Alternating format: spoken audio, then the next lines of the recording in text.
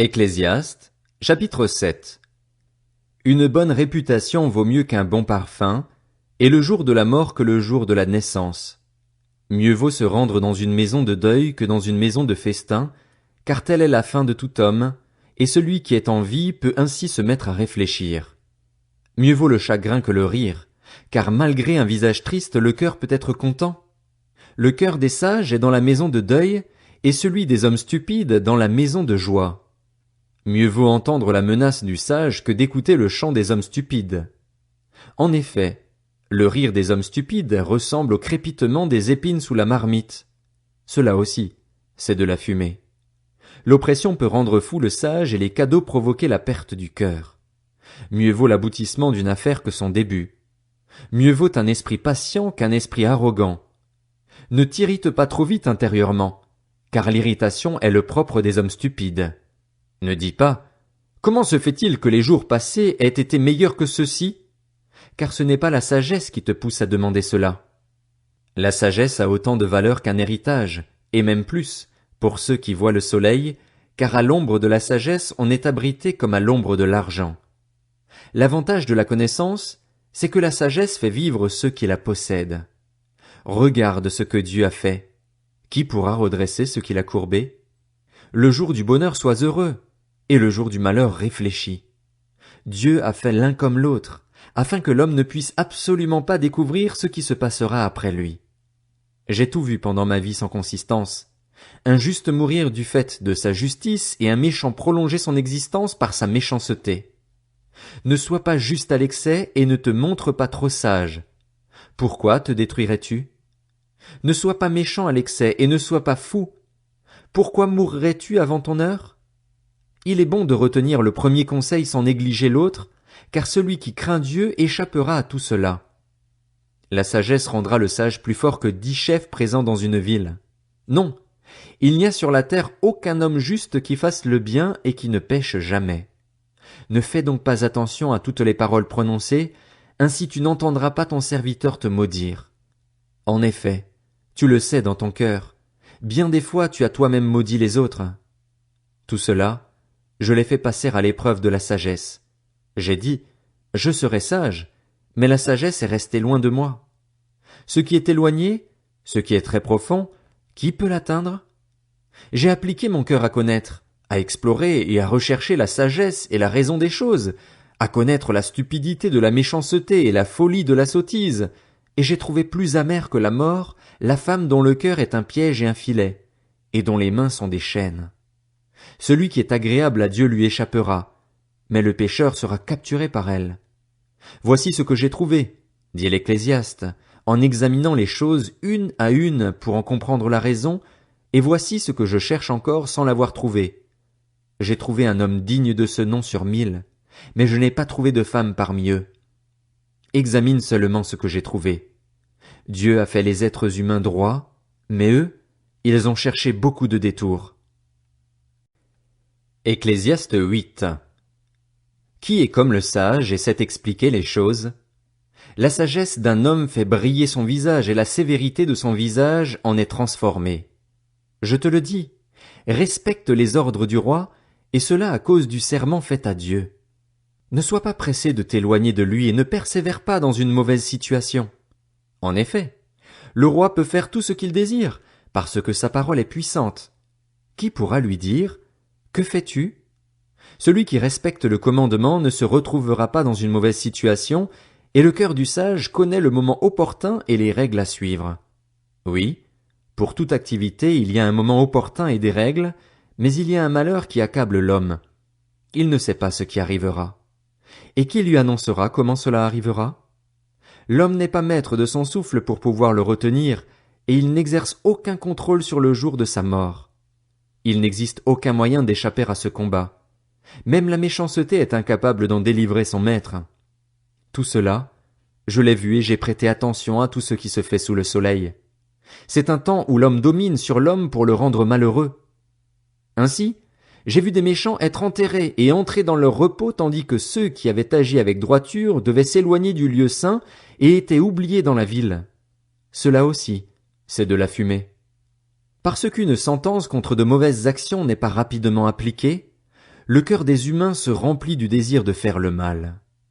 En effet, le pécheur peut faire 100 fois le mal et continuer à vivre. Mais je sais aussi que le bonheur est pour ceux qui craignent Dieu parce qu'ils éprouvent de la crainte devant lui et qu'il ne sera pas pour le méchant. Il ne prolongera pas plus son existence que l'ombre parce qu'il n'éprouve pas de crainte devant Dieu. Il y a une réalité qui n'est que fumée et qui se produit sur la terre. Il y a des justes qui sont traités d'après la manière d'agir des méchants et des méchants qui sont traités d'après la manière d'agir des justes. Je dis que cela aussi, c'est de la fumée. J'ai donc fait l'éloge de la joie, puisque le seul bonheur de l'homme sous le soleil consiste à manger, à boire et à se réjouir. Voilà ce qui l'accompagne dans sa peine, durant la vie que Dieu lui donne sous le soleil. Lorsque j'ai appliqué mon cœur à connaître la sagesse et à examiner les activités qui se déroulent sur la terre, en effet, les yeux de l'homme ne goûtent le sommeil ni le jour ni la nuit. J'ai vu tout ce que Dieu fait.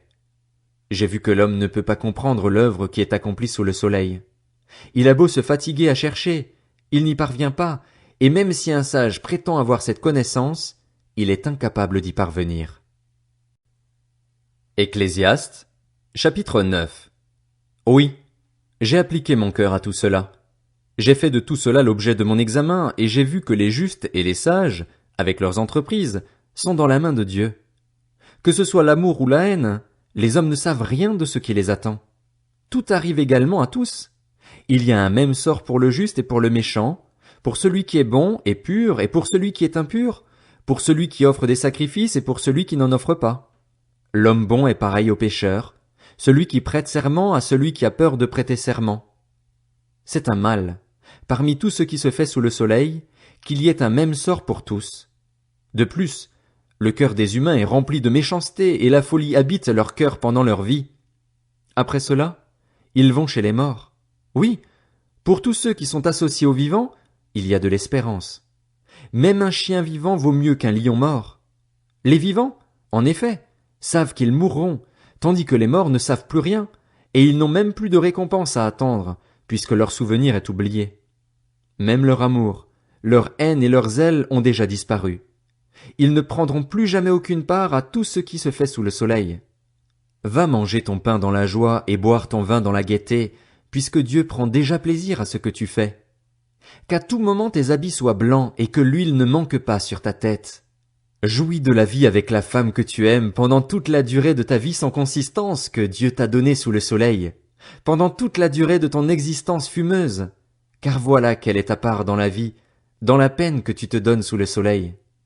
Tout ce que tu trouves à faire, fais-le avec la force que tu as, car il n'y a ni activité, ni réflexion, ni connaissance, ni sagesse dans le séjour des morts, là où tu vas. J'ai encore vu, sous le soleil, que la course n'est pas réservée aux plus rapides, ni la guerre aux hommes vaillants, ni même le pain aux sages, la richesse aux intelligents ou la faveur à ceux qui ont de la connaissance. En effet, ils dépendent tous des circonstances, favorables ou non. L'homme ne connaît pas non plus son heure. Il est pareil aux poissons capturés dans le filet fatal, aux oiseaux pris au piège. Comme eux, les humains sont surpris lorsque le malheur arrive, lorsqu'il tombe sur eux tout à coup. J'ai aussi vu, sous le soleil, cet exemple de sagesse, et il m'a paru important. Il y avait une petite ville avec peu d'habitants. Un roi puissant a marché contre elle, l'a encerclée et a fait de grands travaux de siège contre elle. Mais il a été confronté à un homme pauvre et sage qui a sauvé la ville par sa sagesse. Pourtant, personne ne s'est souvenu de cet homme pauvre. Alors j'ai dit, la sagesse vaut mieux que la force. Cependant, la sagesse du pauvre est méprisée et ses paroles ne sont pas écoutées. Les paroles des sages tranquillement écoutées valent mieux que les cris de celui qui domine parmi les hommes stupides. La sagesse vaut mieux que les instruments de guerre, mais un seul pécheur suffit pour détruire beaucoup de biens. Ecclésiaste, chapitre 10. Les mouches mortes infectent et font fermenter l'huile du parfumeur. De même, un peu de folie l'emporte sur la sagesse et sur la gloire. Le cœur du sage le conduit du bon côté, et le cœur de l'homme stupide du mauvais côté. Quand le fou marche sur un chemin, comme il manque de bon sens, il révèle à tous qu'il est un fou. Si un dirigeant s'attaque à toi, ne quitte pas ta position, car le calme évite de grands péchés. Il y a un mal que j'ai vu sous le soleil, comme un péché involontaire commis par celui qui gouverne. La folie occupe de nombreux postes élevés tandis que des riches sont assis dans l'abaissement. J'ai vu des esclaves monter sur des chevaux et des chefs en train de marcher comme des esclaves. Celui qui creuse une fosse y tombera, et celui qui démolit un mur sera mordu par un serpent. Celui qui remue des pierres sera blessé par elles, et celui qui fend du bois s'expose au danger. S'il a usé la hache et ne l'a pas aiguisée, il devra redoubler de force. La sagesse a l'avantage de donner le succès. Si le serpent mord faute d'avoir été charmé, le charmeur n'a aucun avantage. Les paroles du sage sont pleines de grâce, tandis que les lèvres de l'homme stupide causent sa perte. Dès le début, ce qu'il profère n'est que folie, et la fin de son discours est plus délirante encore. Le fou multiplie les paroles.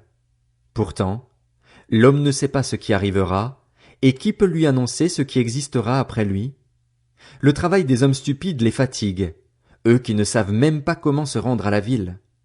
Malheur à toi, pays dont le roi est un enfant et dont les chefs se goinfrent dès le matin. Tu es heureux, pays dont le roi est d'origine noble et dont les chefs mangent au moment convenable, pour prendre des forces et non pour s'adonner à la boisson. Quand les mains sont paresseuses, le toit s'effondre. Quand elles sont négligentes, la maison a des gouttières. On prépare des repas pour s'amuser, le vin rend la vie joyeuse et l'argent a réponse à tout. Ne maudis pas le roi, même en pensée, et ne maudis pas le riche dans la chambre où tu couches, car l'oiseau pourrait en emporter le son, l'animal ailé pourrait répéter tes paroles.